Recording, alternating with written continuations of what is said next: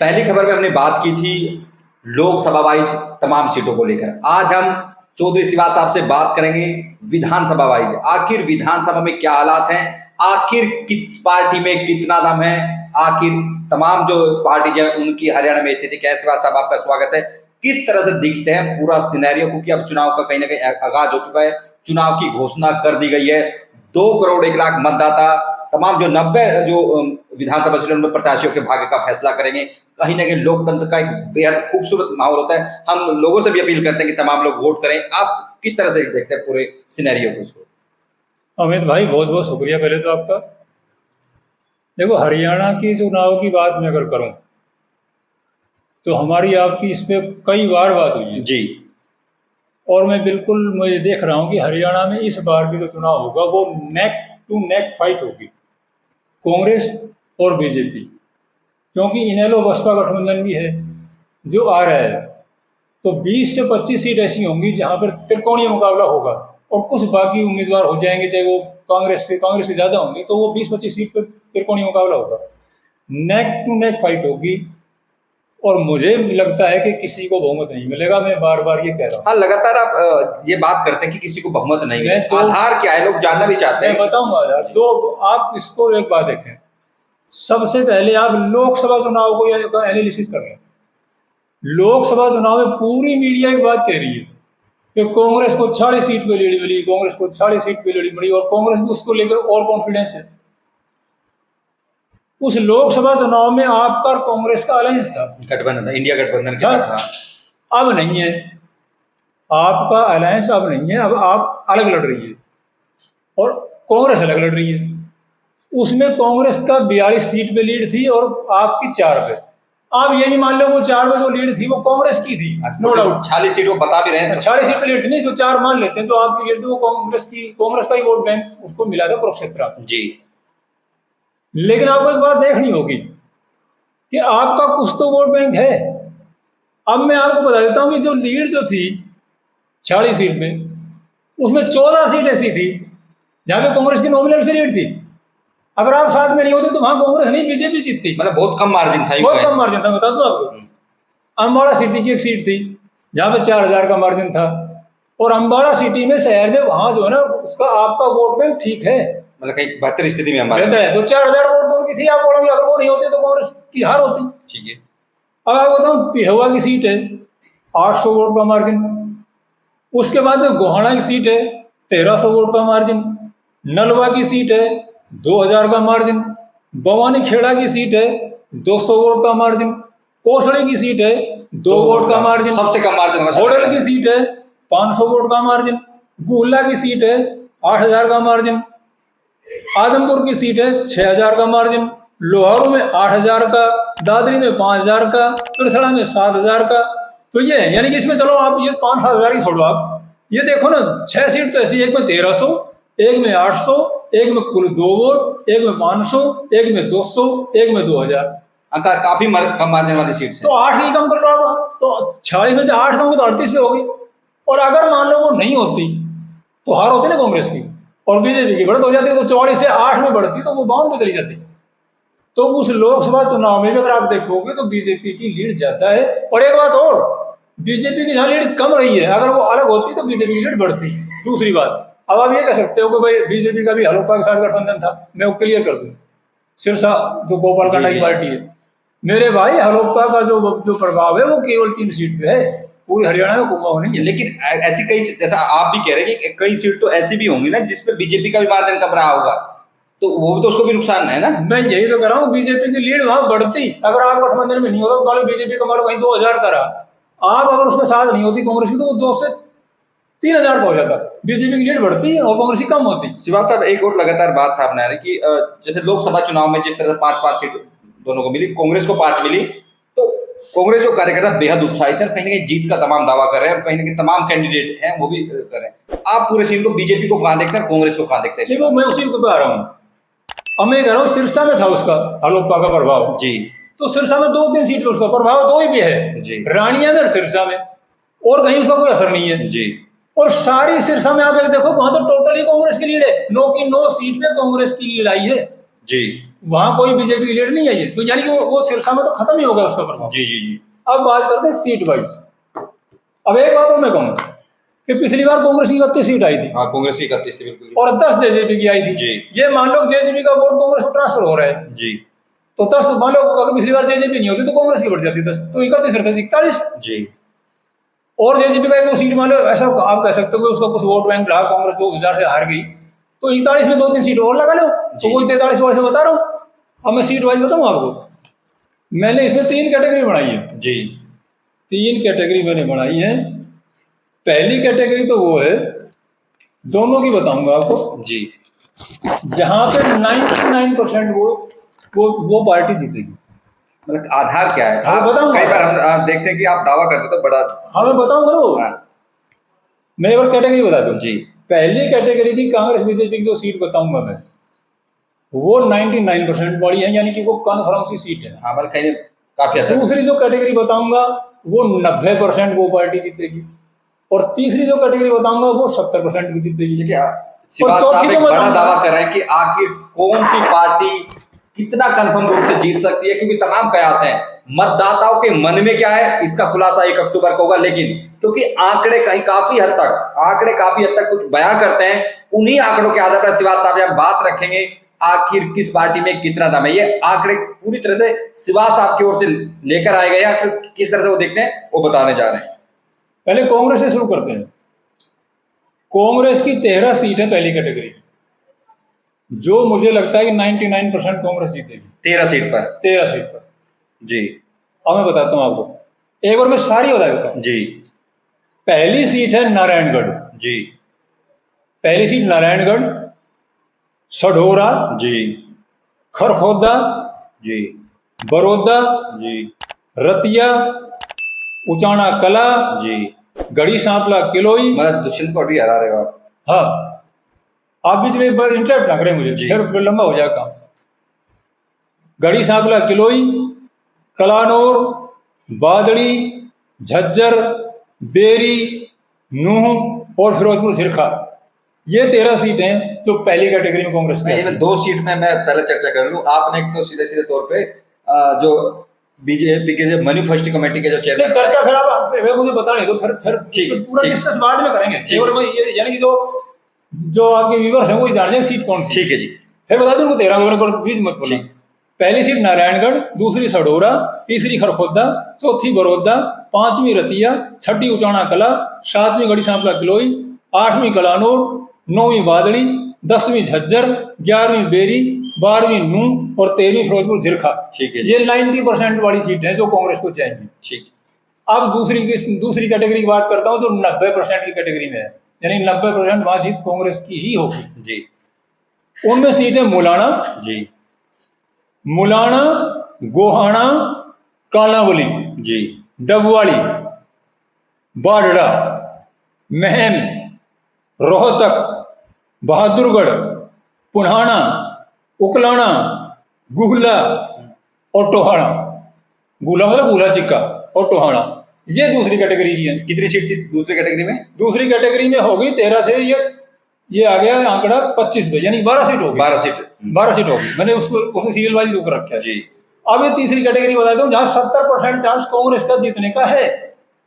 वो तीसरी कैटेगरी में सीट है दादरी, जी पृथला, जी शाहबाद, जी जुलाना, नरवाना, फतेहाबाद और महेंद्रगढ़। जी अब बीजेपी बता देता हूं। बीजेपी की जो पहली कैटेगरी है 99% वाली, वो बता देता हूं आपको। पहली सीट है अम्बाड़ा कैंट, जी पहली सीट अम्बाड़ा कैंट, करनाल, घरोंडा, पानीपत ग्रामीण, पानीपत सिटी, आदमपुर, हंसी, हिसार, भिवानी, तोसाम, अटेली, नारनौल, नांगल चौधरी, बावल, पटौदी, बादशाहपुर, गुरुग्राम, फरीदाबाद एनआईटी, बल्लभगढ़, फरीदाबाद, तिगांव। अब बीजेपी की दूसरी कैटेगरी बताता हूं। जी दूसरी कैटेगरी की बीजेपी की जो सीट है वो है जगाधरी, नीलोखेड़ी, इंद्री, जींद, बरवाड़ा, लोहारू, कोसड़ी, रेवाड़ी, सोहना, बड़खल। तीसरी कैटेगरी बताता हूँ जी जहाँ 70% चांस है, वो है पंचकुला, अम्बाड़ा सिटी, यमुनानगर, थानेसर, कालका, सोनीपत और नारनौल। और एक सीट इलाहाबाद की आईएनएलडी की मैं कन्फर्म सी मानता हूँ। मतलब ठीक है, 99 वाली कैटेगरी में। 99 वाली कैटेगरी में वो है। अब इसमें डिस्कस करता हूँ आपको। अब कितनी कितनी सीट इनकी इस कैटेगरी में हुई हैं? मैं बताऊँ, देखो कांग्रेस की टोटली मिला लो तीनों, जी तीनों होगी 32, जी और बीजेपी की तीनों कैटेगरी की मिला दे तो होती है 38, जी और एक होगी इनेलो की। जी ठीक है जी, इसके बाद 19 सीट बच जाती हैं, इनका टोटल करोगे तो 19 सीट और बच जाएंगी। जी जहां पे नेक टू नेक है वो सीटें 49-51 में, 49-51 में चल रही जी। है। अब मेरे को डिस्कस करके बताता हूँ आपको जी। कहाँ कहाँ कैसे कैसे एक ये भी साथ साथ बताएं कि इनका आधार क्या है। मैं बताऊंगा ना, 90% 99 कैसे बना, 90 वो कैसे मैं बना? बताऊंगा, हाँ वो सारा बता दूंगा। जी देखो नारायणगढ़ की तो सीट है पहली, जो मैंने 99% बता रहा हूँ। कांग्रेस की ये इसलिए मजबूत सीट है कि कांग्रेस के पास है फिलहाल, पिछले चुनाव में कांग्रेस ही जीती थी, जी और इस लोकसभा चुनाव में भी कांग्रेस की अच्छी लीड वहां पे आई है। ठीक है, और मजबूत कैंडिडेट है नारायणगढ़ से, तो मुझे लगता है कि नारायणगढ़ की सीट फिर से कांग्रेस को जाएगी। ऐसी सडोरा में गठबंधन फाइट देगा, इनेलो बसपा गठबंधन फाइट तो देगा, लेकिन ये सीट जाएगी ही कांग्रेस को। मैंने देख लिया सारा, मतलब काफी हद तक संभावना है हाँ ये जा कांग्रेस सकती को जाएगी। जहां गठबंधन भी फाइट में रहेगा, लेकिन सीट कांग्रेस को जाएगी, इनेलो बसपा गठबंधन। अब आती है बड़ौदा की सीट। बड़ौदा कांग्रेस की मजबूत सीट रही है कभी से। अब आती है रतिया की सीट, नहीं सॉरी, बीच में एक रहेगी खरखोदा। खरखोदा कांग्रेस की कभी से मजबूत सीट है। यहां मुझे एक डाउट लग रहा है कि खरखोदा में अगर इस बार जयवीर को ही टिकट दी गई जी तो उसके प्रति विरोध है, तो जयवीर की टिकट के कारण 1% चांस है कि खरखोदा की सीट बीजेपी को चली जाए।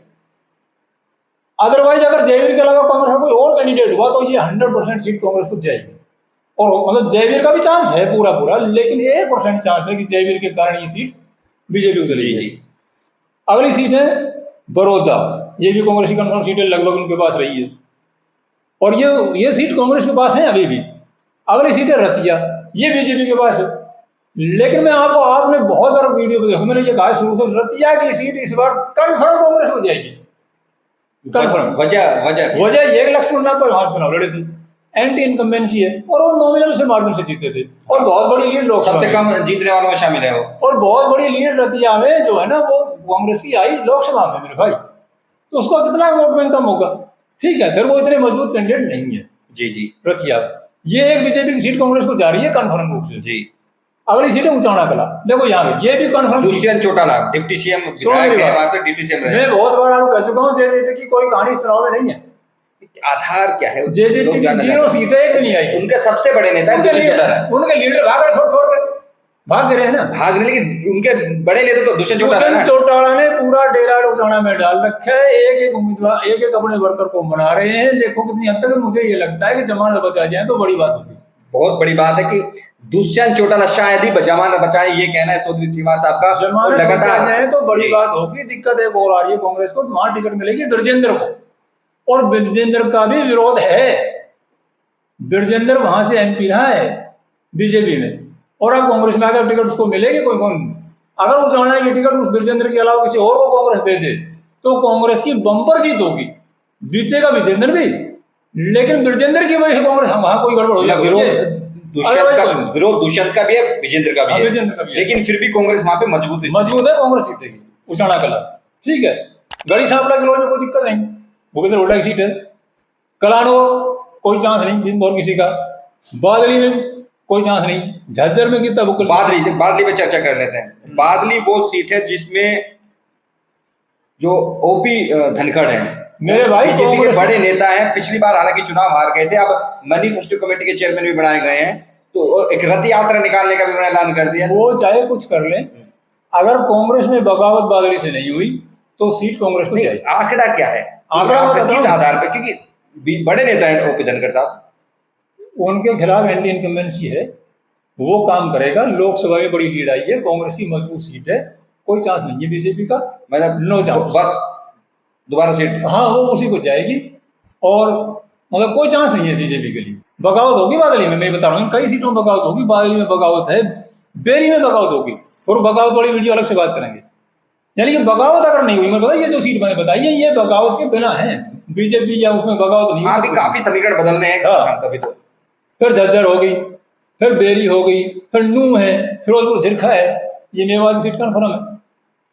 अब मुलाना से वरुण मुलाना थे, कांग्रेस की मजबूत सीट है, देखो कौन आता है, किसी नए को टिकट मिलेगी वो तो सांसद हो गए। गोहाना, एक गोहाना में दिक्कत है, जगबीर मलिक जो है ना उनके खिलाफ भी विरोध है, वो कई बार एमएलए वहां से बनते आ रहे हैं, लगातार एमएलए वहां से। तो जगबीर मलिक की वजह से गोहाना सीट हार जाए तो हार जाए, अदरवाइज वो सीट कांग्रेस को जाएगी। ये भी कालावली में सैड श्रोमणी अकाली दल अच्छी टक्कर कांग्रेस को देगा, लेकिन सीट कांग्रेस को जाएगी, ये मैंने बता दिया। श्रोमणी अकाली दल कालावली में टक्कर देगा। डगवाड़ी में फाइट होगी, लेकिन सीट कांग्रेस को जाएगी। डगवाड़ी में तो ये सारे फाइट देंगे, दिग्विजय चौटाला भी आ रहा है, सारा आ रहे हैं, ठीक है। आगे सीट है बारडा में कन्फर्म है लगभग। महम में बलराज कुंडू फाइट देगा, लेकिन इस बार बलराज कुंडू चुनाव नहीं जीत पाएगा, कांग्रेस को जाएगी। बड़ी बात, बलराज नहीं जीत पत्नी पाएगा, को भी चुनाव लड़ाना है, नहीं जीत पाएगा बलराज कुंडू, कांग्रेस को जाएगी। जहां बीजेपी पे लगभग बराबर रहेगी, अच्छी फाइट रहेगी, बीजेपी ट्रायंगल फाइट रहेगी तीनों की, बलराज कुंडू और वो बीजेपी कांग्रेस। अब आती है रोहतक में एक दिक्कत है, अगर बीबी बत्रा के खिलाफ मनीष ग्रोवर के अलावा बीजेपी किसी को टिकट देती है तो बीबी बत्रा की हार होगी। भाई वहाँ पे जो कई कैंडिडेट उम्मीदवार हैं, कई हैं बीजेपी की ओर से भी। बीबी बत्रा के खिलाफ अगर वो बीजेपी जो है वो मनीष ग्रोवर को ना उतारे, किसी और को उतारती है तो कांग्रेस की हार होगी। इस तरह के कई कैंडिडेट हैं, कांग्रेस का बीबी बत्रा कैंडिडेट रहा और बीजेपी का कोई और रहा तो बीजेपी जीतेगी, कांग्रेस की हार हो जाएगी, अदरवाइज ये हो जाएगी। बीबी बत्रा का भी वहाँ बुरा हाल, मतलब विरोध है, और मनीष ग्रोवर का भी है, दोनों ही कैंडिडेट को मतलब वो है। वैसे अभी ये सीट रोहतक बड़ी जो है ना, ये सीट मैं बता रहा हूँ कांग्रेस के पास है, ये जो सीट बताई मैंने कांग्रेस बीजेपी में बता दी, उजाना कला जेजेपी के पास थी, रोहतक अभी भी कांग्रेस के पास है, कांग्रेस के पास है। कालावली, डगवाड़ी, गोहाना, मुलाना ये भी कांग्रेस के पास ही है। बारडा जेजेपी के पास है, वो सीट जा रही है। नैना चौटाला महम इंडिपेंडेंट के पास थी, वो सीट जा रही है। रोहतक कांग्रेस के पास है। बहादुरगढ़, अब बहादुरगढ़ की बात करते हैं, जहां पे गठबंधन टक्कर देगा, इनेलो बसपा गठबंधन के नफे सिंह राठी फैमिली से कैंडिडेट होंगे, चाहे उनकी घरवाली हो चाहे कोई और हो, और यहाँ पर अच्छा मुकाबला होगा। लेकिन इनेलो बसपा गठबंधन भी चुनाव नहीं जीत पाएगा और बीजेपी भी चुनाव नहीं जीत पाएगी, और यहाँ पे ये सीट बहादुरगढ़ की कांग्रेस हो जाएगी, ठीक है। अब आ गया पुन्हाना में रईसा खान को मुकाबला करेंगे, लेकिन सीट कांग्रेस को जाएगी, जी जी, ठीक है। अब आगे उकलाना सीट में, अब मैं एक बात और ही बता दूं आपको कि पिछली बार उकलाना में कांग्रेस की जमानत जब थी, पिछली चुनाव में 2019 जेजेपी के पास है, ठीक है, जेजेपी का था, लेकिन इस बार बीजेपी ना, इस बार ही कांग्रेस को सीट जा रही है। ऐसे उचाना कला में पिछले दो बार लगातार 14-19 में कांग्रेस की जमानत जब्त हुई है, लेकिन इस बार ये सीट कांग्रेस को जा रही है। मैं पिछला ही बता रहा हूँ, उचाना कला में 2 बार जमानत है, उकलाना में 1 बार जमानत जब्त पिछली बार, ठीक है जी। अब बात करते हैं गुहला, ये जेजेपी के पास थी, ये जा रही है। 10 में से 8 सीट जेजेपी के पास, वो 10 में से 8 सीट थी, वो कांग्रेस को जा रही है। टोहाना में इस बार कांग्रेस की जमानत जब्त थी, लेकिन इस बार क्या हो रहा है, अब यहां का चुनाव अलग तरह का है। देवेंद्र बबली कांग्रेस में जा चुके एक तरह से, और उन्होंने पार्टी छोड़ भी दी है जेजेपी, हाँ, बिल्कुल, और शैलजा की मदद भी गई चुनाव में, बिल्कुल। देवेंद्र बबली का यहाँ बड़ा वो, अगर देवेंद्र बबली निर्दलीय चुनाव लड़े जी तो वो चुनाव जीतेंगे। अच्छा जी, हाँ, चुनाव जीतेंगे देवेंद्र बबली। अगर देवेंद्र बबली को कांग्रेस की टिकट मिली तो कांग्रेस की बड़ी जीत होगी, 50,000 जीतेंगे वो। अगर देवेंद्र बबली मान लो बीजेपी से चुनाव लड़ते हैं तो भी जीतेंगे 15-20 हजार से। अच्छा, हाँ, अगर कहीं ना कहीं चेहरा बड़ा है, वहां सारा चुनाव टोहाना का देवेंद्र बबली पे जी। अगर देवेंद्र बबली कांग्रेसी कैंडिडेट नहीं हुए तो टोहाना की सीट पे फिर कांग्रेस की जमानत जब्त हो सकती है, यानी कांग्रेस रेस में आपको नहीं मिलेगी। मतलब कहीं ना कहीं वहां पर जो कैंडिडेट होगा उस पर डिपेंड करेगा। मैं कह रहा हूँ बहुत सारी सीट टोहाना में देवेंद्र बबली पे निर्भर है, वो कांग्रेस में मतलब वैसे मदद कर चुके हैं, वो मेरे ख्याल में टोहाना की सीट की टिकट उन्हीं को मिलेगी, जी जी। तो कांग्रेस की ये पक्की सीट में मतलब 90% वाली बता रहा हूँ। अब बात करें दादरी में भी कांग्रेस जो है ना, ये 70% वाला एज में बता रहा हूँ, ये इंडिपेंडेंट के पास थी, इस बार कांग्रेस को। फिर आती पिरथड़ा में रघुवीर तेवतिया 2 नंबर पे थे कांग्रेस के, और यहाँ एक चक्कर और फंस रहा है, यहाँ भी गठबंधन फाइट देगा। अब इसमें कंडीशन क्या है, टेकचंद शर्मा बीजेपी में शामिल हो गए, जी। और पिछली बार बेचारा उन्होंने चुनाव भी नहीं लड़ा, ड्रॉप कर दिया था। अगर टेकचंद शर्मा को टिकट बीजेपी की मिल जाती है पृथला से, अभी भी इंडिपेंडेंट है वहाँ पे। नहीं, इंडिपेंडेंट नहीं है, पिछली बार उन्होंने चुनाव लड़े ही नहीं। नहीं, अभी भी जो 2014 नैनपाल रावत नहीं, वो इंडिपेंडेंट है। 2014 में वो बसपा की टिकट पे एमएलए बने थे, 2014 के इलेक्शन। 2019 में उन्होंने चुनाव नहीं लड़ा, वो बीजेपी में आ गए थे बाद में, और वो इस बार बीजेपी की टिकट पे है। अगर बीजेपी टिकट मुझे मिल जाएगी जी, अब वो मिलती है या नहीं मिलती, यानी कि टेकचंद शर्मा जो है उसको अगर बीजेपी की टिकट मिली पृथला से तो वो बहुत अच्छी फाइट देंगे, वो चुनाव जीत जाएंगे बीजेपी। और अगर वो बीएसपी से लड़ते हैं, मैं बीजेपी की टिकट नहीं मिली, बीएसपी से लड़ते हैं, तो भी बहुत अच्छी टक्कर देंगे। यानी वहां भी चुनाव टेकचंद शर्मा पे है, चेहरे पे, समझ के टोहाना और टोटल वो जहां जाएंगे इस पार्टी से लड़ेंगे वही होगा जी। कांग्रेस फाइट में रहेगी, बीजेपी से वो लड़े तो बीजेपी जीत सकती है, अदरवाइज बीजेपी वहां पे बीजेपी की बात नहीं बनेगी। और बात बता दूं, पृथला में पिछली बार बीजेपी की जमानत जब्त हुई थी, बीजेपी छोड़ गया है, 3 सीटें बीजेपी की जमानत जब्त थी, पुंडरी, पृथला, रानिया पिछले चुनाव, और कांग्रेस के 27 सीट पे जमानत जब्त थी पिछले चुनाव, बीजेपी की 3 सीट पे जमानत जब्त थी। अब अगली सीट है शाहबाद, जहां पिछली बार कांग्रेस की जमानत जब्त थी, जेजेपी के पास है सीट, लेकिन इस बार कांग्रेस को जा रही है, और इसमें चेहरे की बात नहीं है जी, किसी को टिकट मिले पार्टी, मतलब जिसको टिकट मिली है कांग्रेस की, कांग्रेस वो लॉटरी लग गई, समझो जीत जाएगा। दूसरी सीट है जुलाना, यहाँ गठबंधन फाइट देगा, इनेलो बसपा गठबंधन, लेकिन ये सीट कांग्रेस को जाएगी, ये सीट भी जेजेपी के पास थी, जुलाना। फिर अगली सीट है नरवाना। अब नरवाना में मामला अलग है, वहां पे वो रामनिवास ऊर्जा खेड़ा है, वो भी चेहरा मजबूत है। रामनिवास ऊर्जा खेड़ा ने लोकसभा के इलेक्शन में बीजेपी की मदद की थी जी। अगर वो बीजेपी की टिकट पर लड़ते हैं तो चुनाव अलग होगा, अगर वो बीजेपी की टिकट पर नहीं लड़ते हैं तो चुनाव अलग होगा। यानी कि वहां रामनिवास ऊर्जा खेड़ा पे है, मतलब वहां पे भी चेहरा कहीं ना कहीं चेहरा है, डिपेंड करेगा। पिछली बार नरवाना में 2 बार जमानत जब्त हो चुकी है लगातार कांग्रेस की, पिछली बार उससे पिछली बार में। शाहबाद में 1 बार जमानत जब्त, जुलाना में पिछली बार जमानत जब्त, नरवाना में 2 बार जमानत। वहां रामनिवास ऊर्जा खेड़ा पे निर्भर है चुनाव, समझ गए। मुझे लगता है कांग्रेस में टिकट मिल जाएगी तो कांग्रेस में जाएंगे। अगली सीट है फतेहाबाद, यहाँ भी पिछली बार कांग्रेस की जमानत जब्त थी। फतेहाबाद ये सीट बीजेपी के पास है। अब फतेहाबाद दूड़ाराम बिश्नोई है जी, बहुत मजबूत कैंडिडेट है, वो बहुत मजबूत कैंडिडेट है, लेकिन मुझे ये लगता है कि एंटी इनकम्बेंसी की वजह से ये सीट कांग्रेस को चली जाए। अगली सीट है महेंद्रगढ़, राव दान सिंह विधायक। मैं ये कह रहा हूँ कि यहाँ एक बात और है, अगर ये टिकट बीजेपी की अहिर कैंडिडेट को मिल जाए जी, तो उस दिन दान सिंह की हार निश्चित हो जाएगी। यदि किसी अहिर कैंडिडेट को वहां देते हैं, अहिर कैंडिडेट को बीजेपी की टिकट मिल जाए तो अब की बार रामविलास शर्मा को जिताने तो राव दान सिंह की हार निश्चित हो जाएगी। इस लोकसभा में वो खुद चुनाव लड़ रहे थे, उसके बाद भी 4,4800 वोट से उनकी हार हुई है दान सिंह की महेंद्रगढ़ से। और मैं जब भी कह रहा कि महेंद्रगढ़ से हारे ना, नहीं, आपका बिल्कुल आकलन सही था। मैं कहा था महेंद्रगढ़ सीट से भी वहां पे राव फैक्टर भी काम करेगा। नहीं, कहता महेंद्रगढ़ सीट से राव दान सिंह हारे, लोकसभा हार हुई ना, 4,4800 हारे। इस बारे में करूंगा अहिर, अगर अहिर जो कैंडिडेट अगर हुआ तो वो, और अगर रामविलास शर्मा जी हुए तो 70% से ऊपर दान सिंह की जीत हो गई। राव साथ देने का ऐलान कर चुके हैं। साथ देने का ऐलान था तभी तो वो फाइट में आएंगे। राव साहब अगर साथ देंगे तभी वो आएंगे। दान सिंह का अपना वहां पे अच्छा मजबूत पकड़ है, उनका होल्ड है, ये मानना होगा। ठीक है, अब बात करते हैं बीजेपी की पहली सीट जो 99% वाली है वो है अम्बाड़ा कैंट, अनिल विज बीजेपी के बब्बर। तो एज का हवाला देकर टिकट नहीं कटेगी टिकट, एज का हवाला देकर नहीं चलेगी। अगर एज का फैक्टर होगा तो मुझे लगता नहीं चलेगा, वो टिकट उनको मिलेगी। अनिल विज की कम्बाड़ा कैंट की, अब चित्रा सरवारा की बात मैंने पहले कही थी, मैंने देखा, लेकिन मैं इसको गौर से देखी। चित्रा सरवारा की फैमिली को 3 बार हरा चुकी है वो अम्बाड़ा कैंट से। पिछली बार चित्रा सरवारा को हराया, निर्दलीय लड़ रही थी, और निर्दलीय कांग्रेस का जो दोनों वोट बैंक भी अगर हम मिला दें तो भी वो बहुत आगे थे। इसलिए मैं पहले मैंने कहा था चित्रा सरवारा को कर सकती है, लेकिन मुझे लगता है वो जीत जाएगी।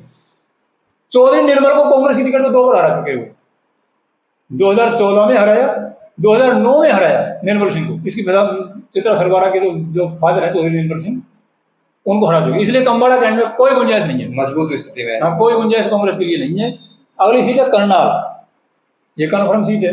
अभी कई बात चल रही है, अब नायब सैनी लाडवा चले जाएंगे, बहादुरगढ़ चले जाएंगे, कहीं नहीं जाने, यही चुनाव लड़ेंगे और जीत जाएंगे, नो डाउट।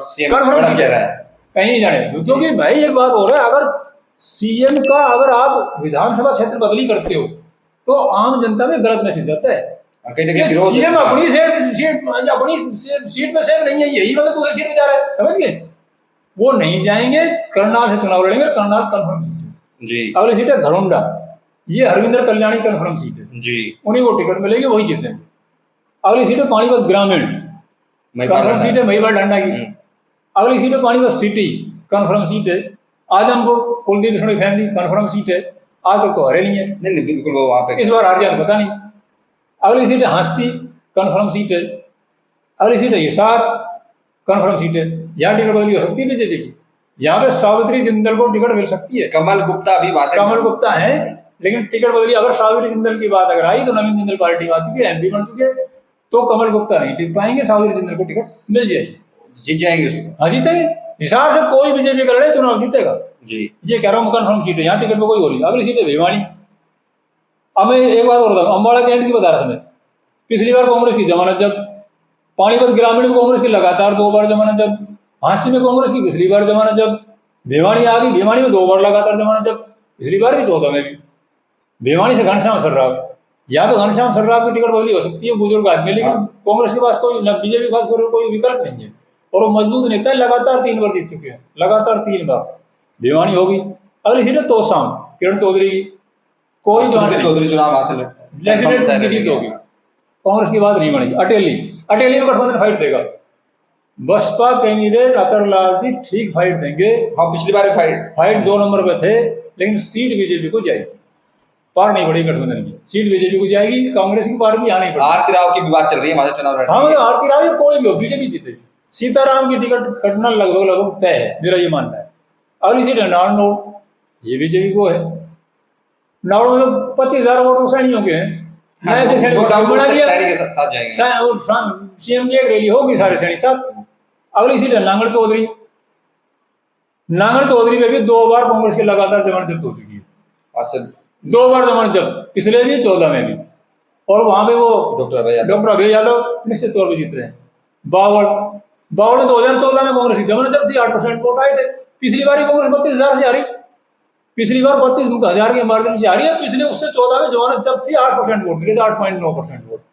अगली सीट है कटौती। नहीं, एक आप लगातार जिस तरह से एक आपने लिया, इसमें एंटी इनकम्बेंसी का कोई डेटा लिया? एंटी इनकम्बेंसी का बावड़ में मैं आपको, हमारी आगे विस्तार से वीडियो बन चुकी है, और मैं सारा बता चुका हूँ कि बावड़ में कांग्रेस को 45 से 40% वोट मिलेंगे मैक्सिमम। वो सारा विस्तार से हमने कर चुका था बावड़ पे जी। अगली सीट है कटौती, कन्फर्म सीट है बीजेपी की, कांग्रेस के लिए कोई चांस नहीं है, टिकट में मारामारी हो रही कांग्रेस की कटौती में। पिछले दोनों चुनाव में हम दक्षिण हरियाणा में एक बात थोड़ा सा फिर बाद में करेंगे, जी समझे तो अभी। पटौदी में भी पिछली बार लगातार 2 बार चुनाव में कांग्रेस की जमानत जब्त हो चुकी है जी। अगली सीट है बादशाहपुर, कांग्रेस का कोई चांस नहीं है, 2 बार लगातार जमानत जब्त हो चुकी है। अगर बादशाहपुर से आगे बात चल रही है वो आ जाएंगे राव नरवीर, अगर राव नरवीर आ भी गए कांग्रेस से तो हार होगी, कैसे वो भी हार होगी, बीजेपी जीतेगी, या फिर राकेश दौलताबाद की जो वाइफ है उनका चुनाव जीतेगी, कांग्रेस का कोई चांस नहीं होगा। क्या वजह क्या है? क्या कांग्रेस का वोट बैंक वहां नहीं है, राव नरवीर चुनाव लड़के देख लें, अपने दम पे कितनी वोट वो लेंगे, जो उनके अपने दम पे वोट आएंगे वो आएंगे, और कांग्रेस की जीत नहीं होगी। कांग्रेस बादशाहपुर में कांग्रेस का कोई खाना नहीं है, या निर्दलीय या बीजेपी, 99.9% बीजेपी। अगली सीट है गुरुग्राम, बीजेपी के पास लगातार इसमें भी 2 बार, बादशाहपुर में 2 बार जमानत जब्त, कटौती में 2 बार जमानत जब्त, गुरुग्राम में 2 बार जमानत जब्त। मोहित ग्रोवर की बात चल रही है, लेकिन मोहित ग्रोवर को टिकट मिली तो सुखबीर कटारिया बगावत में जाएंगे कांग्रेस से, और मोहित ग्रोवर अगर आते हैं तो ठीक मुकाबला करेंगे, लेकिन सीट बीजेपी को, बीजेपी के पक्ष में। अगली सीट है फरीदाबाद एनआईटी, ये सीट कांग्रेस के पास है, नीरज शर्मा वहां से इतने, लेकिन ये कन्फर्म रूप से बीजेपी को जा रही है। रतिया की सीट बीजेपी की कन्फर्म रूप से कांग्रेस को, फरीदाबाद एनआईटी की सीट कन्फर्म रूप से कांग्रेस की बीजेपी को, मैं बहुत बार कह चुका हूं पहले भी। अगली बल्लभगढ़ की सीट कन्फर्म है, सरकार में। अगली सीट है फरीदाबाद, कन्फर्म सीट है, तिगांव कन्फर्म सीट है। अब बात करते हैं जगाधरी की, जगाधरी में त्रिकोणीय मुकाबला होगा, जगाधरी में त्रिकोणीय मुकाबला होगा, और उसी की वजह से कंवरपाल अच्छे मजबूत नेता है, वो चुनाव जीत जाएंगे। हालांकि तीसरी बार हालांकि जगाधरी में लोकसभा के चुनाव में कांग्रेस की लीड आई है जी, लेकिन चुनाव वो जीत जाएंगे क्योंकि ये गठबंधन फायदा कर रहा है, गठबंधन फायदा कर रहा है।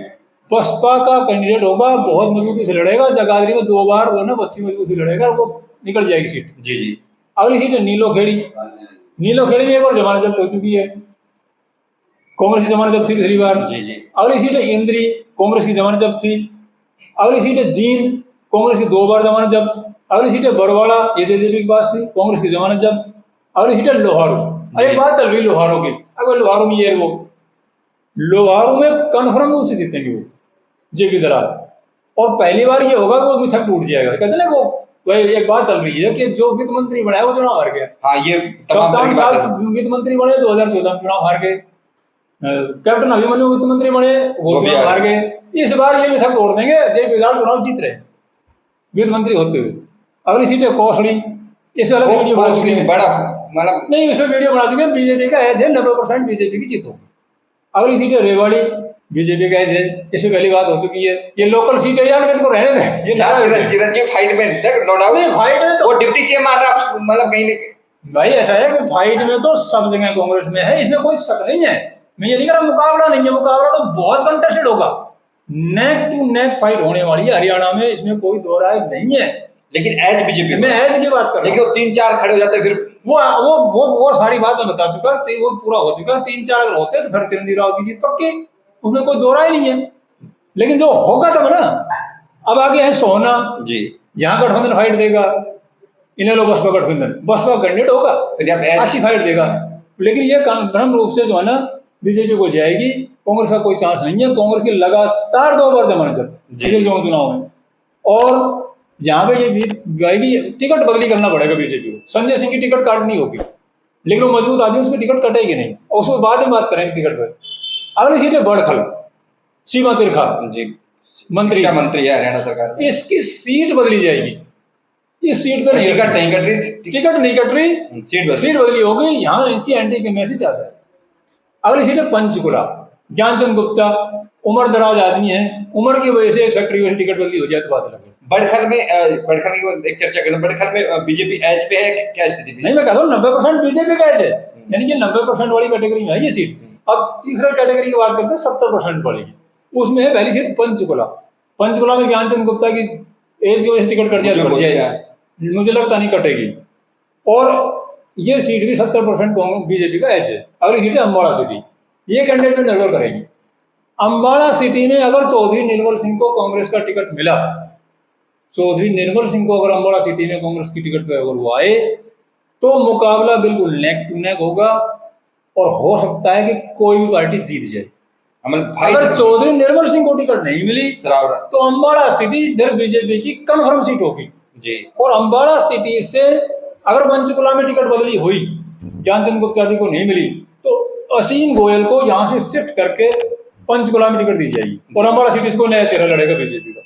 अगली सीट है यमुनानगर, ये दिलबाग सिंह इन लोगों का बहुत मजबूत कैंडिडेट यहाँ फाइट देगा, ईडी के चंगुल में नहीं बहुत जबरदस्त फाइट देगा, लेकिन मुझे लगता है कि एज बीजेपी को ही है। यहाँ कांग्रेस रेस में नहीं होगी, इनेलो, दिलबाग सिंह और ये घनश्याम दास, ये भी टिकट एज पे है, देखो कटती है नहीं कटती है।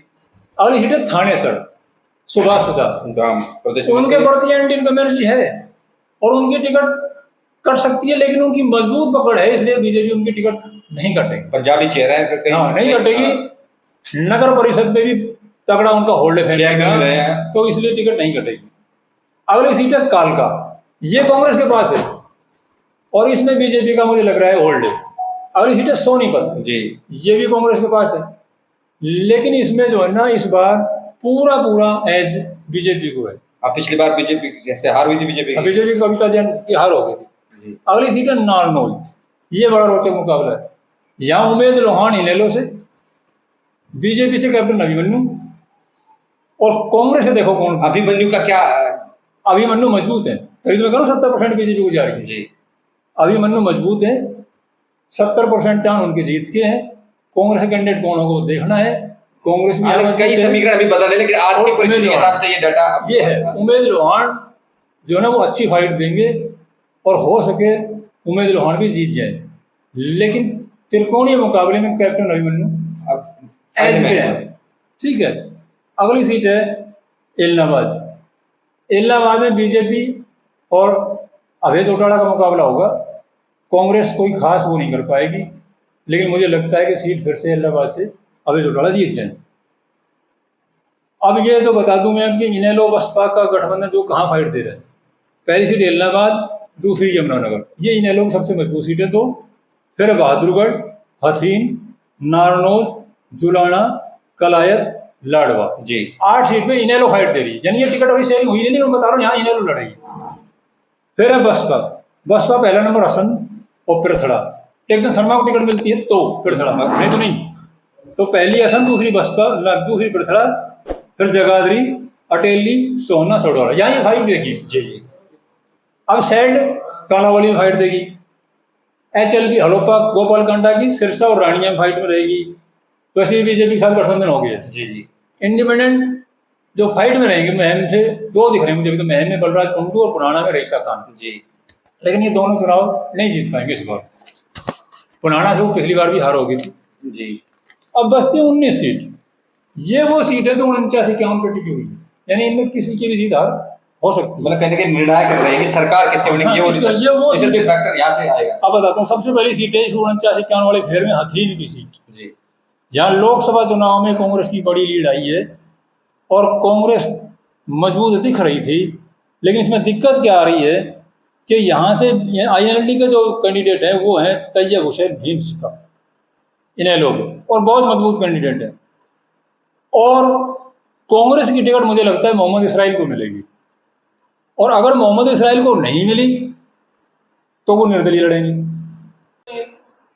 और मोहम्मद इसराइल और तैयब हुसैन भीम सिक्का दोनों मुस्लिम कैंडिडेट हो जाएंगे, और बीजेपी का परवीन डागर टिकट उसी को मिलेगी, परवीन को, ये नॉन मुस्लिम कैंडिडेट हो जाएंगे।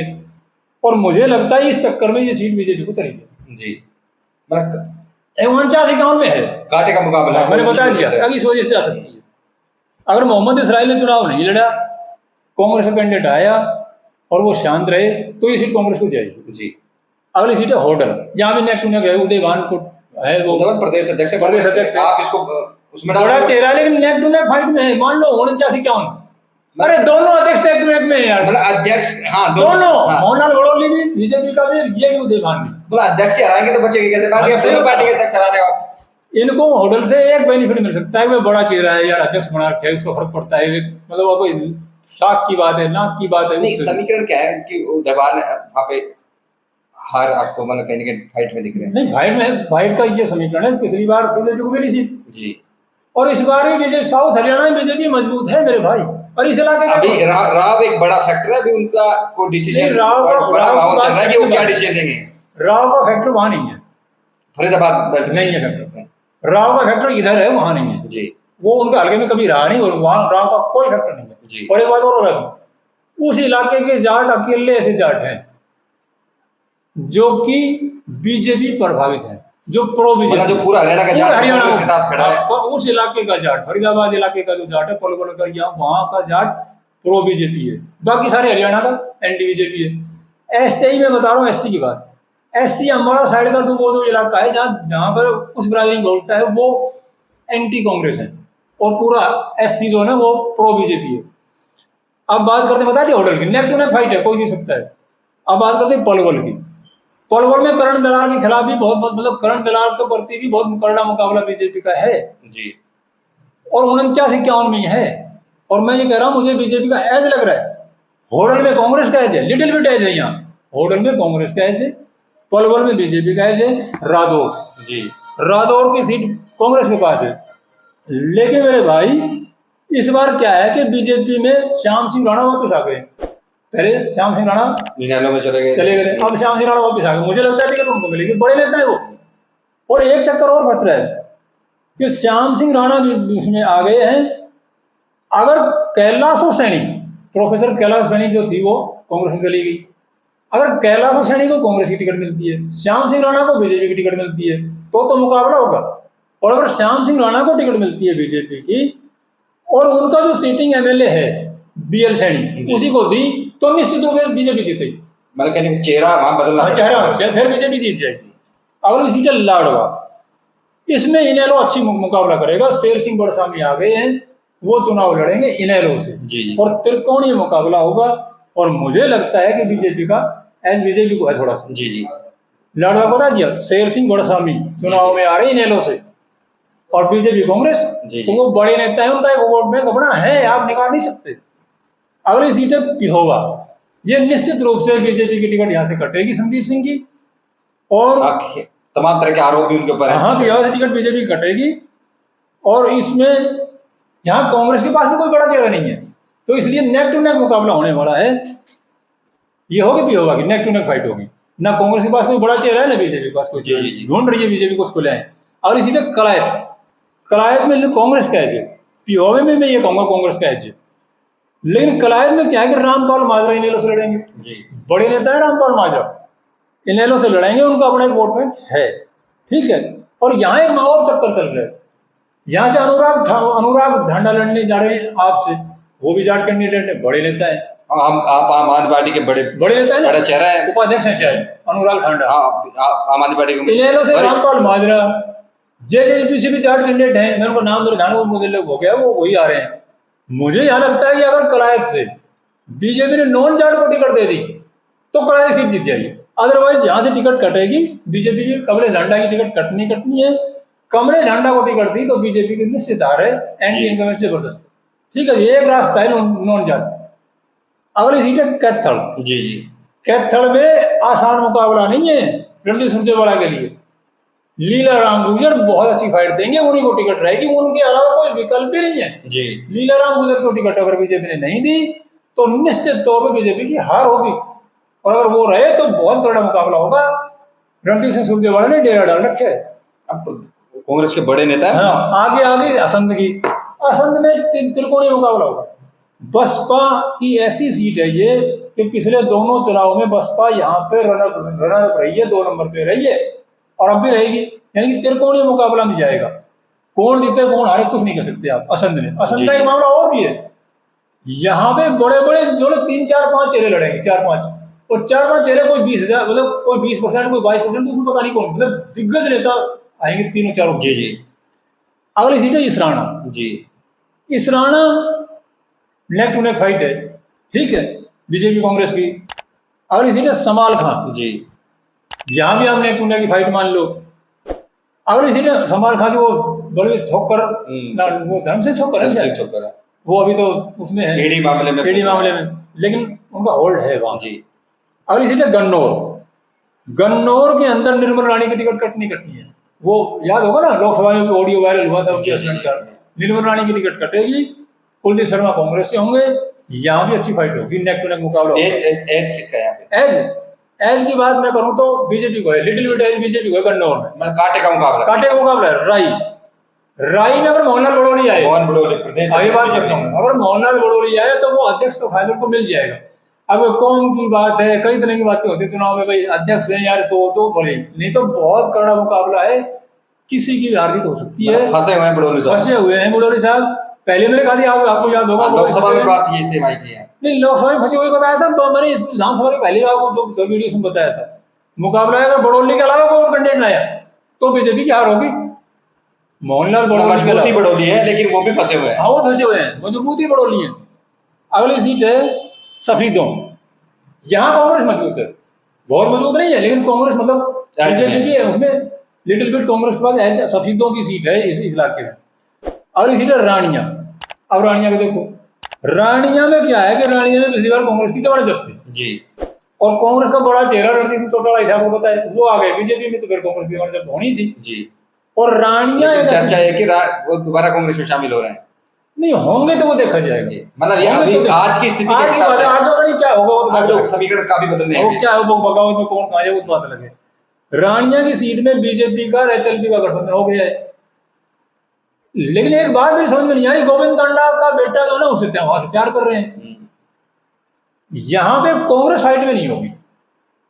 अगर बीजेपी की टिकट पर रणजीत सिंह लड़े जी और सिरसा यानी कि रानिया से वो अलग लड़ा, ये हलोपा, तो पिछली बार भी इन्हीं की फाइट थी, अब की बार भी इन्हीं की फाइट रही। गोविंद कांडा 2 नंबर पे थे, अरिजीत के नजरिए कांग्रेस बहुत अच्छी फाइट में नहीं होगी, फाइट में तो होगी लेकिन कांग्रेस बहुत अच्छी फाइट में नहीं होगी।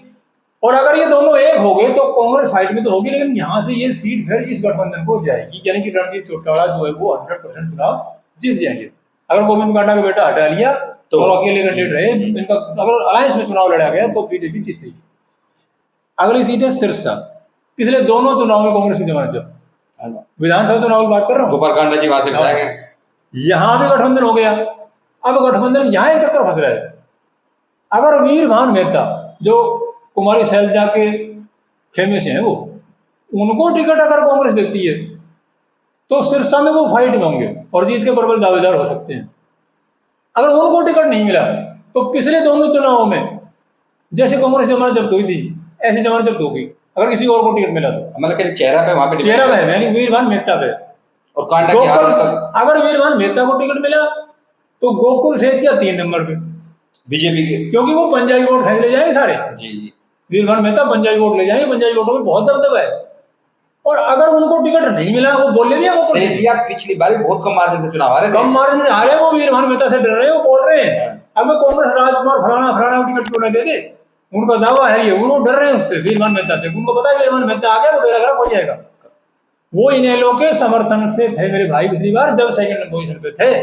कांडा बहुत मुश्किल से जीत, हाँ बहुत मुश्किल, मुझे पता है 400 वोट का मार्जिन था, लेकिन वो इनेलो का समर्थन था उनको, इसको गोकुल सेठिया को। अगर गोकुल सेठिया वीरभान मेहता कांग्रेस से नहीं आए तो गोकुल सेठिया अच्छी फाइट में होंगे जी। अगर वो आए तो कांग्रेस फाइट में होगी, गोकुल सेठिया 3 नंबर पे होंगे जी। और गठबंधन में मुझे ये लगता है कि 99% सीट गोपाल कांडा जीत जाएंगे सिरसा, क्योंकि वो गठबंधन है बीजेपी, वो उसका वोट बैंक भारी पड़ेगा। अगली सीट है एलनाबाद। ये अभय सिंह चौटाला सीट को जीत जाएंगे, लेकिन इस बार थोड़ा सा मुझे डर लग रहा है बीजेपी हो सके बाजी मार ले, लेकिन फिर भी एलनाबाद से नाक मुंह की लड़ाई करके वो अपने सुप्रीमो मानियम को अपनी पार्टी के सुप्रीमो को कहे वो मतलब वो हो जाएगा। अगली सीट है नलवा, रणबीर गंगवा की जी। ये भी नेक टू नेक फंसी हुई है, मतलब कहीं ना कहीं डिप्टी स्पीकर कोई भी जीत सकता है। अगली सीट है भवानी खेड़ा विशंबर सिंह मंत्री जी, ये भी नेक टू नेक फंसी हुई है। अगली सीट है पुंडरी, ये वो सीट है जब पिछली बार बीजेपी की जमानत जब्त थी। यहाँ मेरे भाई पिछले 33 साल से 1991 से लेके अब तक 24 साल, 33 साल हो गए, यहाँ पे इंडिपेंडेंट आदमी जीतता है, मतलब निर्दलीय उम्मीदवार, पार्टी पे विश्वास नहीं उनको।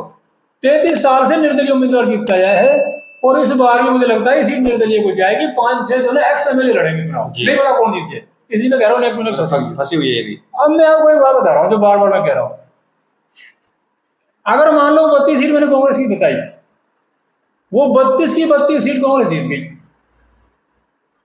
जब उसमें 2-4 में आप कहोगे बीजेपी वाली बताइए आप, अगर उसमें 2-4 बीजेपी वाली में मान लो कांग्रेस जीत गई तो बीजेपी हो सके 2-4 उसमें जीत जाएगी जी। हो सकता है तो वो 22 वर्ष होता है उसमें, वो जीतेगा, उसमें वो भी जीत जाए। कई सीट बदलाव तो कई सीट फंसी हुई है, मतलब बताइए मैंने, वो कैंडिडेट निर्भर है।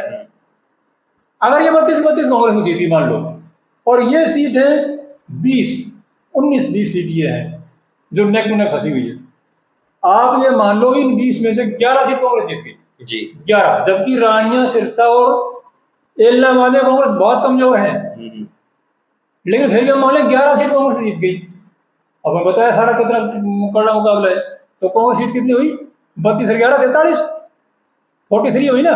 बहुमत का आंकड़े से 3 अभी भी दूर है ना। मैं फिर क्यों कह रहा हूँ 38 से 42, और बीजेपी की 38 सीट है जी, बीजेपी को 38 सीट वाले मिल गई जी, और इनमें से 11 तो ये ले गई जी। और मानो 2 निर्दलीय या हलो पर अगर वो ले गए, हलो पावर तो बीजेपी की है जी, एक मानो इलाहाबाद की वो ले गए, अरे कोई और 2 निर्दलीय को चली गई, 11 तो 13 बच गई, 7 सीट बीजेपी को चली गई, 38-7 45, आप 2 और कम मान लो। वही बात मैं बता शुरू से कह रहा हूँ, 43 44 फंसे हुए, माने कहीं के बेद काटने का मुकाबला, बेद काटने का मुकाबला। एक बात और बताता हूँ आपको, जो कांग्रेस जिस दावा कर रही है लगातार कि बड़े मैंडेट के साथ, इसमें एक बात और बताता हूँ आपको, अगर मान लो बीजेपी जैसे यमुनानगर सीट फंस रही है, अगर बीजेपी वहां से यमुनानगर से चुनाव हार जाती है, मान लो इनेलो जीत गई, कांग्रेस को सीट नहीं मिली ना, कांग्रेस सीट तो नहीं बढ़ी, वो तो इनेलो को गई, ऐसी बात है। यानी कि आदर्श में जो भी सीट जाएगी वो सीधा नुकसान किसका? कांग्रेस का है, क्योंकि कांग्रेस को सत्ता में आना है जी, तो सीट कांग्रेस को आनी चाहिए, आदर्श को नहीं जानी चाहिए, डायरेक्ट नुकसान कांग्रेस का होगा। अब एक बात बताऊं आपको, कि ये जो कह रहे हैं ना वो कांग्रेस 18 यानी जो 2 बार लड़े हुए जो हारे और उनको वो चुनाव कर दी कर्नाटक फॉर्मूला चलेगा, चल रही हो चल रही कर्नाटक फॉर्मूला चलेगा, जो 2 बार चुनाव हारे काट के दिखाओ। 18 से 20 आदमी है इनके दिग्गज जो लगातार 2 बार चुनाव हार चुके हैं, उनमें से अगर इनको 18-20 की टिकट इन्होंने काट दी ना, बगावत बहुत बड़ी होगी और कांग्रेस 30 पे आ जाएगी। लेकिन ऐसा नहीं चलेगा बगावत बीजेपी में तो संभव है ना, बीजेपी में तो बड़े मेरे भाई बीजेपी में दिग्गज है, टिकट मांग रहे हैं, बीजेपी में पार्टी दिग्गज है। रेवाड़ी कापड़ीवास चुनाव लड़ने के लिए तैयार बैठे हैं, कोसली में से हालात है। पूरे हरियाणा की बात अगर मैं करूं, आप 2-4-5 आदमी को छोड़ दो, बाकी आदमी बीजेपी में पार्टी दिग्गज है, उम्मीदवार दिग्गज नहीं है। कांग्रेस में उम्मीदवार दिग्गज है, पार्टी दिग्गज नहीं है। मतलब कांग्रेस के पास, कांग्रेस एक पुरानी पार्टी है, बीजेपी 14 में उसमें आई है, उसमें वो 100 साल पुरानी पार्टी, 100 साल में दिग्गज नेता हो जाते हैं मेरे भाई, वहां दिग्गज जाते हैं और टिकट के मारा कांग्रेस के लिए अपना ही जो नेता है जो वही नुकसान है, बहुत भारी नुकसान है। एक सीट में 70-70-80 है, 2556 आदमियों ने अप्लाई कर रखे हैं 90 सीट के लिए। जी जी 2556 आदमी, किन किन को बनाओगे आप? 52 उम्मीदवार हैं सीट पे, 80 भी हैं सीट पे। तो ये सारा मैंने बता दिया, ये मेरा आधार था। मैंने कहने कांटे का मुकाबला है। अब बताओ इसमें क्या हुआ? मैंने वो बताया लोकसभा का, अरे आप 2 अलग लड़ेगी, आपके साथ मिलकर आप 40 पे जीते थे, आपकी 8 सीट ऐसी हैं जो 2000 से नीचे हैं, 2 वोट 500 वोट 300 वोट, और आप नहीं होती तो कोसली में 2 वोट नहीं थे आपके, बताओ थे डाउन चली जाती हो। कोसली में 2 वोटर तो होंगे आपके, 2 अगर उधर अगर आपका लड़ता तो 5 वोटर उधर, जो पदाधिकारी इधर उधर डाल देते वोट, पदाधिकारी वोट डाले कौन जीतती? बीजेपी जीत जाती। तो ऐसे नहीं मैं कह रहा हूँ, ये सारा मीडिया को देख रहा है, कांग्रेस ने वो बढ़त बनाई है और कॉन्फिडेंस हो रही कांग्रेस तो सही मायने में 34 सीट पे जीतती है, भाजपा 56 सीट पे जीतती है, और अगर आप नहीं होती तो कांग्रेस वाला थोड़ा भी माने तो 38 सीट पे जीतती और भाजपा 52 सीट पे जीतती चुनाव। देखिए जिस तरह से लगातार जो बीजेपी के नेताओं या फिर कांग्रेस के तमाम दावे कर रहे हैं कि सरकार उनकी बनेगी, कांग्रेसी कुछ ज्यादा उत्साहित है, क्योंकि जिस तरह से लोकसभा चुनाव के परिणाम आए उत्साह चरम पर दिखाई दे रहे, तमाम तरह के दावे भी किए जा रहे हैं। लेकिन जिस तरह यदि शिवराज साहब की बात मान ली जाए, आज के हालात में बेहद कांटे का मुकाबला दोनों ही पार्टी, क्योंकि सीधा मुकाबला बीजेपी और कांग्रेस के बीच होने जा रहा है। ऐसे में किसी भी पार्टी की राह आसान नहीं है, कहीं पर चेहरे निर्भर करेंगे तो कहीं पार्टी का जो वोट बैंक है वो निर्भर करेगा आखिर जीत किसकी होगी, क्योंकि तमाम जो कयास लगाए जाते हैं, आंकड़ों के आधार पर बात रखी जाती है, और तमाम जो दावे, तमाम जो आंकड़े हैं आज के आधार पर हैं, क्योंकि लगातार 1 अक्टूबर को हरियाणा में मतदान होगा, उससे पहले तमाम जो समीकरण बदलते हुए दिखाई देंगे, तमाम तरह की जो बदलती परिस्थिति में चुनाव के आकलन भी बदलते हैं और समीकरण भी बदलते हैं और रिजल्ट भी बदल जाते हैं। ऐसे में आज की स्थिति में जो शिवराज साहब ने बताया, ये उनके आंकड़े हैं, आखिर किस तरह से हरियाणा की परिस्थिति है, कौन सी पार्टी किस हालात में, यदि शिवराज साहब की बात मान ली जाए तो बेहद कांटे का मुकाबला दिखाई दे रहा है कांग्रेस और भाजपा के बीच। सत्ता के लिए, सत्ता में जहां कांग्रेस के पास सत्ता वापसी के लिए छटपटाट है, वहीं बीजेपी के सामने एक बड़ी चुनौती है, हैट्रिक बनाने की अमित शाह बताया जा रहा है कि खुद कमान संभाली हुई है। ऐसे में देखना होगा आखिर सत्ता किसको मिलेगी, किसके सर पर ताज आएगा, लेकिन इतना जरूर है कि कांटे का मुकाबला बेहद रोचक आने वाले समय में देखने को मिलेगा और कहीं ना कहीं हरियाणा का चुनाव बेहद अहम हो चला है। तब तक के लिए नमस्कार।